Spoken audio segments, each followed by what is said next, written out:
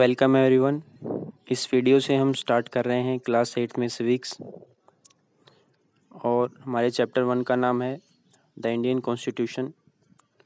इस चैप्टर के अंदर हम भारतीय संविधान के बारे में डिटेल से पढ़ेंगे। तो आइए इसको स्टार्ट करते हैं। तो स्टार्टिंग में यहाँ पर इंट्रोडक्शन दिया गया है चैप्टर का। तो इसको शुरू करने से पहले हम कुछ इम्पोर्टेंट पॉइंट्स डिस्कस करेंगे। First one is the Indian constitution is the longest written constitution in the world. भारतीय संविधान पूरे वर्ल्ड में सबसे बड़ा संविधान है, सबसे लॉन्गेस्ट रिटन डॉक्यूमेंट है। It is the longest written constitution.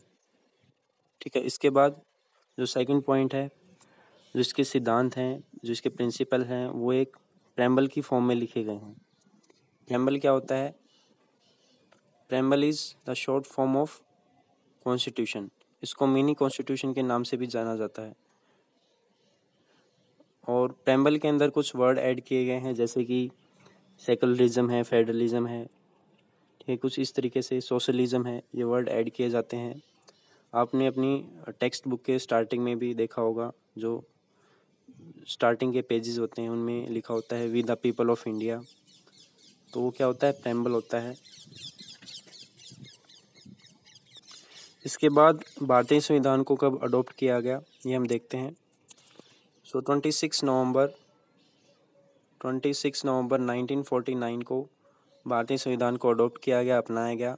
और 26 जनवरी 1950 को इसे पूरे देश में लागू किया गया। जब स्टार्टिंग में संविधान बनाया गया, जब इसकी ड्राफ्टिंग कमेटी, जब इसका ड्राफ्ट बनाया गया, तो उस टाइम पर जो इसमें नंबर ऑफ आर्टिकल्स थे, या फिर जो शेड्यूल्स थे या फिर पार्ट्स थे, वो कितने थे, ये हम लिखते हैं। देखिए, तो सबसे पहले नंबर ऑफ आर्टिकल्स हैं 395, इसमें आर्टिकल्स थे। और नंबर ऑफ शेड्यूल्स थे इसमें 8, अनुसूचियाँ जिसे बोलते हैं। और पार्ट्स 22 पार्ट्स थे। ठीक है, आर्टिकल्स क्या होते हैं, शेड्यूल्स, ये हम सारी चीज़ें आगे पढ़ेंगे। इसके बाद प्रेजेंट में अभी कितने आर्टिकल्स हैं इसके? More than 400, that is 448। ठीक है, जो अनुसूचियाँ हैं वो अभी 12 हैं और जो इसके पार्ट्स हैं वो अभी 25 हैं। तो ये कुछ बेसिक पॉइंट्स थे कॉन्स्टिट्यूशन के बारे में। इसके बारे में और आगे हम डिटेल से पढ़ते हैं। तो यहाँ पर कॉन्स्टिट्यूशन को समझने के लिए एक एग्जांपल दिया गया है। जैसे फुटबॉल का गेम होता है, उसके कुछ रूल्स होते हैं। तो अगर कोई भी प्लेयर उन रूल्स को अबॉलिश करता है, जैसे कि अगर कोई बॉल किसी भी प्लेयर की आर्म को टच करती है, बाजू को टच करती है, तो वो क्या होता है? एक फाउल होता है। ठीक है, तो वैसे ही अलग अलग गेम्स के अलग अलग रूल्स होते हैं, जैसे कि हॉकी है, क्रिकेट है। वैसे ही हमारे समाज में रहने वाले लोगों के लिए नियम बनाए गए हैं। वो इन गेम्स की तरह ही अलग अलग कम्युनिटीज़ में रहते हैं, अलग अलग समुदाय के लोग हमारे देश में रहते हैं। So in large societies in which different communities of people live together, these rules are formulated through consensus, and in modern countries this consensus is usually available in written form.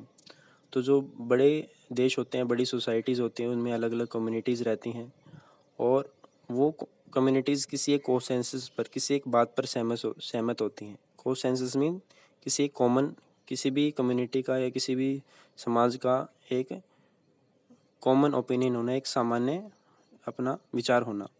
तो सामान्य विचारों पर को आधार रख कर के ही नियम बनाए जाते हैं। जो रूल्स होते हैं वो रिटन फॉर्म में लिखे जाते हैं और इस रिटन फॉर्म को ही बोलते हैं कॉन्स्टिट्यूशन। तो हमने क्लास 6 और 7 में भी social and political text book के अंदर कॉन्स्टिट्यूशन के बारे में पढ़ा होगा। ठीक है, इस चैप्टर के अंदर हम कॉन्स्टिट्यूशन के की फीचर्स क्या हैं और इससे कौन से इश्यूज रिलेटेड हैं, ये सारी बातें हम पढ़ेंगे। सबसे पहला इसमें टॉपिक आता है कि why does a country need a constitution. किसी भी देश को किसी संविधान की ज़रूरत क्यों पड़ती है? तो जैसे कि हमने ऊपर देखा कि समाज में अलग अलग समुदाय के लोग रहते हैं, उनके लिए नियम बनाने की ज़रूरत पड़ती है, इसलिए वो नियम जो है वो सबको मानने पड़ते हैं और संविधान की आवश्यकता पड़ती है। तो संविधान से रिलेटेड हमारी कुछ हिस्ट्री रही है, जैसे कि 1934 में सबसे पहले आईएनसी ने, इंडियन नेशनल कांग्रेस ने, एक कॉन्स्टिट्यूएंट असेंबली की डिमांड की थी। फिर ये जो असर्शन था, जो उनका कथन था आईएनसी का, अलग कॉन्स्टिट्यूएंट असेंबली के लिए, जो अलग एक अपनी हिस्सेदारी होने के लिए सरकार के अंदर, तो उनका ये जो कथन था वो और ज़्यादा मोमेंटम, मतलब उनको और ज़्यादा शक्ति मिली इस कथन को, इस उनके मूवमेंट को, उनके आंदोलन को, जब सेकेंड वर्ल्ड वॉर चल रहा था। ठीक है। और फाइनली 1946 में जो है, दिसंबर 1946 में एक सेशन बुलाया गया एक इंडिपेंडेंट कॉन्स्टिट्यूएंट असेंबली के लिए। So today most countries in the world have a constitution. तो आज हम देखते हैं कि जो ज़्यादातर देश हैं उनका अपना एक संविधान है। ठीक है। जितने भी डेमोक्रेटिक कंट्रीज़ है उनका एक संविधान है। डेमोक्रेटिक मीन्स लोकतांत्रिक देश है जितने भी, उनका एक अपना संविधान है। It is not necessary that all countries that have a constitution are democratic. लेकिन ये ज़रूरी नहीं है कि जितने भी देश हैं उनका, जितने भी देशों का संविधान है वो सारी डेमोक्रेटिक हो। ठीक है। डेमोक्रेटिक कंट्री का संविधान हो सकता है, लेकिन जिन देशों का संविधान है वो डेमोक्रेटिक हो या ना हो ये ज़रूरी नहीं है।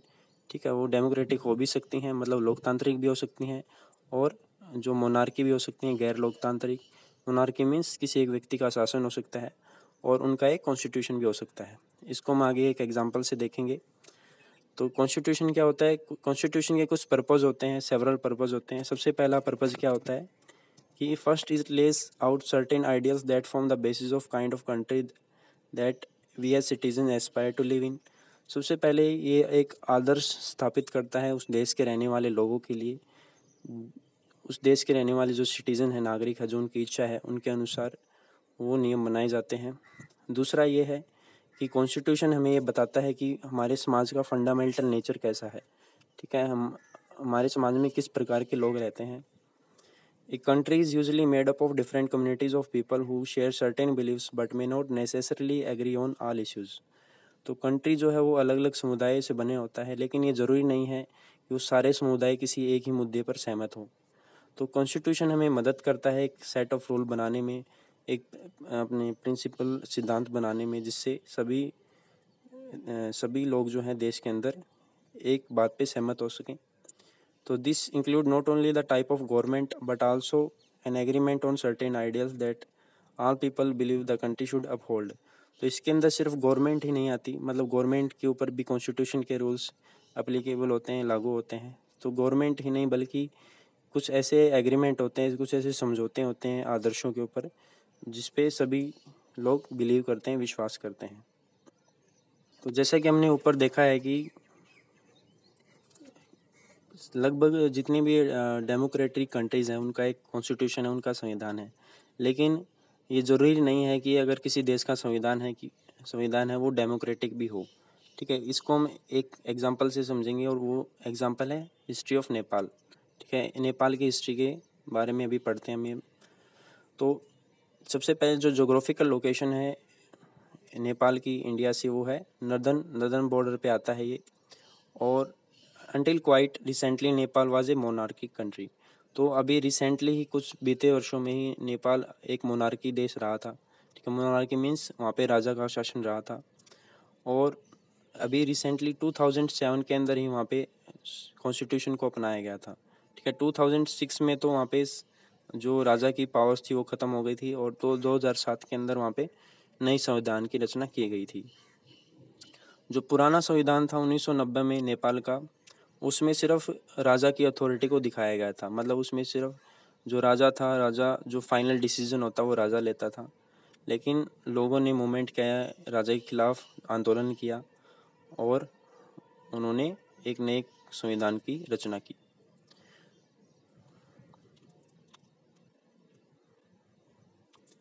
So the reason they do not want to continue with the previous constitution is because it does not reflect the ideals of the country that they want Nepal to be and they have fought for. तो पुराने संविधान से लोगों को क्या दिक्कत थी, ये हम देखते हैं कि रीज़न ये था कि जो प्रीवियस कॉन्स्टिट्यूशन था, पुराना जो संविधान था, वो आइडल्स नहीं थे, जो लोग अपने देश के लिए जो आदर्श नियम चाहते हैं किसी भी देश के लोग, तो उस संविधान में वो चीज़ें नहीं लिखी गई थी। तो इसी के खिलाफ उन्होंने आंदोलन चलाया और वो इसके खिलाफ लड़े। तो जैसे कि हमने फुटबॉल के गेम के बारे में पढ़ा है कि उसमें एक कॉन्स्टिट्यूटिव रूल्स होते हैं, एक नियमों का एक श्रेणी होती है उसमें, ठीक है, नियमों की एक बोल सकते हैं एक सेट होता है।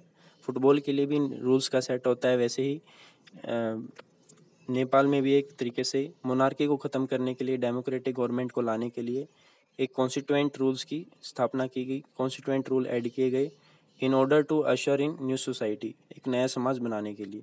सो this is why the people of Nepal are in the process of writing a new constitution for the country. और यही कारण है कि जो नेपाल के लोग हैं वो अभी भी इस प्रोसेस में है कि संविधान में कुछ नए रूल और ऐड किए जाए, नए संविधान और बनाया जाए। सो इसको हम आगे और देखेंगे। The second important purpose of constitution is to define the nature of country's political system. जो दूसरा इम्पोर्टेंट उद्देश्य है संविधान का वो ये है कि उस किसी भी देश का जो राजनीतिक व्यवस्था कैसी है, उसके पॉलिटिकल सिस्टम कैसा है। फॉर एग्जांपल अगर नेपाल का एग्जांपल लेते हैं, so Nepal's earlier constitution stated that the country was to be ruled by the king and his council of ministers. तो पहले उसमें लिखा गया था नेपाल के संविधान में कि भारत का जो नेपाल का जो शासन है वो राजा के द्वारा चलेगा और उसके मिनिस्टर्स के द्वारा चलेगा। In countries that have adopted a democratic form of government or polity, the constitution plays a crucial role in laying out certain important guidelines that govern decision making with the societies. So जिन देशों के पास अपना एक संविधान है, एक democratic जो लोकतांत्रिक देश है, तो उसमें कॉन्स्टिट्यूशन एक बहुत ही क्रूशियल रोल निभाता है। क्रूशियल मीन्स एक इम्पोर्टेंट रोल निभाता है, इम्पोर्टेंट गाइडलाइंस शो करने में, इम्पोर्टेंट दिशा निर्देश देने में। That governor decision making with the societies, क्योंकि सरकार हमेशा समाज के साथ जुड़ी रहती है, ठीक है, संविधान के द्वारा, संविधान के नियमों के द्वारा। In a democracy we choose our leaders so that they can exercise power responsibly on our behalf. तो लोकतंत्र में हम हमारे लीडर्स को चुनते हैं ताकि वो हमारी जिम्मेवारियां जो हैं, जो हमारी जो पावर्स हैं, हम उनको देते हैं ताकि वो अपनी रिस्पॉन्सिबिलिटी हो अच्छे से निभा सकें, हमारे बिहाफ पे हमारे लिए काम कर सकें। However, there is always possibility that these leaders might misuse their authority and the constitution usually provides safeguards against this. तो कभी कभी ये भी एक संभावना रहती है कि ये जो नेता रहते हैं जिनको हम पावर देते हैं, इनका ये मिसयूज़ भी कर सकते हैं। और कॉन्स्टिट्यूशन हमें सेफगार्ड प्रोवाइड करता है, मतलब उनके प्रति एक तरीके से सुरक्षा कवच प्रोवाइड करता है इनके खिलाफ। This misuse of authority can result in gross injustice as demonstrated in the classroom situation below. तो ये जो मिसयूज है अथॉरिटी का, इससे एक इनजस्टिस, एक अन्याय जो है, अन्याय की भावना पैदा हो सकती है। जैसे हम एक एग्जांपल से नीचे देखेंगे क्लासरूम में, यहाँ पे एक कन्वर्सेशन पढ़ने वाले हैं। Suresh is the class monitor. तो यहाँ पे कन्वर्सेशन की स्टार्टिंग में थोड़ा सा इंट्रोडक्शन है। तो सुरेश क्लास मॉनिटर है, ठीक है, इज़ ए बुली, मतलब वो बच्चों को परेशान करता है। His classmate are not too fond of him, और जो उसके सहपाठी हैं वो उसे इतना पसंद नहीं करते। Mrs Rao the class teacher has leave the room on some urgent work. She asked Suresh to mind the class. Suresh start picking on Anil. तो जैसे ही उनकी क्लास टीचर क्लासरूम से बाहर जाती हैं और उनको ये बोलते हैं कि आप क्लास का ध्यान रखिए, तो सुरेश ने स्टार्टिंग में अनिल की तरफ पॉइंट आउट किया, ठीक है, उसको उठाया। तो ये क्या कहता है अनिल से, देखिए, Anil today I am going to report you to Mrs Rao. तो अनिल ये कहता है, सुरेश कहता है अनिल से कि मैं आपकी शिकायत करने वाला हूँ आज मिसिज राव से। लेकिन अनिल कहता है बट हैव आई डन, लेकिन मैंने किया क्या है। फिर उसके बाद मिसिज राव क्लास में वापस आती हैं। Ma'am while you were away Anil kept talking loudly and disturbing the class, he would not listen to me. तो एक मैम शिकायत करता है कि अनिल जो है वो ज़ोर ज़ोर से बातें कर रहा था और क्लास को डिस्टर्ब कर रहा था और उसने मेरी बात भी नहीं सुनी, ठीक है, ये शिकायत करता है। फिर अनिल जो है, अनिल से क्या कहती हैं टीचर, देखिए, You will have to stay back after school today and write I will not disobey the class monitor 100 times। तो ये पनिशमेंट देती हैं अनिल को और ये कहती हैं कि छुट्टी होने के बाद तुम्हें स्कूल में यहीं पे रुकना है और 100 बार लिखना है कि I will not disobey the class monitor, कि मैं कभी क्लास मॉनिटर की अवमानना नहीं करूँगा, डिसोबे नहीं करूँगा। तो ये इसे पनिशमेंट दी गई कि ये 100 टाइम्स लिखना है। लेकिन ये अपनी क्लैरिफिकेशन देता है, जस्टिफिकेशन देता है, but ma'am did not do anything, लेकिन मैंने कुछ नहीं किया। ठीक है, ये इस तरीके से अपना जस्टिफिकेशन देता है। तो हमने एक एग्जांपल देखा कि क्लास मॉनिटर को कुछ पावर्स दी गई। ठीक है, जैसे हमारे लिए क्लास मॉनिटर हमारे पॉलिटिकल लीडर्स हैं, तो अगर ऐसे ही कोई मिसगाइड करता है, मिसयूज़ करता है पावर्स का, तो हमें कॉन्स्टिट्यूशन उसके प्रति भी, उसके खिलाफ भी सेफ गार्ड करता है, उससे रक्षा करता है। In democratic societies, the Constitution offers lays down rules that guard against the misuse of authority by political leaders। तो डेमोक्रेटिक सोसाइटीज़ में क्या होता है कि ऐसे रूल्स सेट किए जाते हैं जो हमें गार्ड करते हैं, जिससे हमें बचाते हैं, जो मिसयूज़ करते हैं पॉलिटिकल लीडर्स अथॉरिटी का, उससे। In the case of Indian Constitution, about which you will read more later in this chapter, many of these laws are contained in the section on fundamental rights। और जब आप भारतीय संविधान को इस chapter में और आगे पढ़ेंगे तो आप देखेंगे कि बहुत सारे कानून जो हैं वो हमारे फंडामेंटल राइट्स के अंदर ही आ जाते हैं, जो हमारे मौलिक अधिकार हैं। 6 फंडामेंटल राइट्स हमारे, ठीक है, फंडामेंटल राइट्स को हम पढ़ेंगे तो 6 के 6 फंडामेंटल राइट्स में हमारे कुछ बेसिक लॉज हैं वो कंटेन हो जाते हैं, वो आ जाते हैं। सो ये हमारे लिए एक सेफ गार्ड भी है। Do you recall the chapter on Dalit writer Om Prakash Valmiki's experience in your school from your class 7th book. तो आपको याद है कि जो दलित राइटर थे ओम प्रकाश वाल्मीकि, क्या दलित राइटर ओम प्रकाश वाल्मीकि कौन थे? जिनके साथ स्कूल में भेदभाव किया जाता था, उन स्कूल में सफाई करवाई जाती थी क्लास टीचर्स के द्वारा, क्योंकि वो दलित समुदाय से आते थे। तो आपने क्लास 7th में पढ़ा होगा। तो ये एक तरीके से उनके साथ डिस्क्रिमिनेशन हो रहा था। तो in that chapter we talk about the discrimination Om Prakash faced because he was a Dalit. तो इन दैट चैप्टर, उस चैप्टर में हमने पढ़ा था कि डिस्क्रिमिनेशन, जो भेदभाव की स्थिति पैदा हुई ओम प्रकाश के साथ, क्योंकि वो एक दलित था। So you read about how the Indian constitution guarantees the right to equality to all persons and says that no citizen can be discriminated against on grounds of religion, race, caste, gender and place of birth. तो आप ये पढ़ेंगे इस chapter में कि भारतीय संविधान सबको ये गारंटी देता है, सबको ये गारंटी प्रोवाइड करता है कि सबका समान अधिकार है। ठीक है, चाहे वो कोई भी नागरिक हो देश का, उसके साथ कोई भी किसी भी तरह का भेदभाव नहीं किया जा सकता। ठीक है, जाति के आधार पर, धर्म के आधार पर, ठीक है, जेंडर, कास्ट, किसी भी प्लेस ऑफ बर्थ, किसी भी आधार पर उसके साथ भेदभाव नहीं हो सकता। The right to equality is one of the fundamental rights guaranteed by the Indian constitution. और समानता का जो अधिकार है वो हमारा फंडामेंटल राइट्स में से एक है, जो मौलिक अधिकार है। ठीक है, उनमें से एक है ये। तो इन अधिकारों के बारे में हम डिटेल में हम वीडियो के नेक्स्ट पार्ट में पढ़ेंगे। तो अभी के लिए इतना ही। Thank you.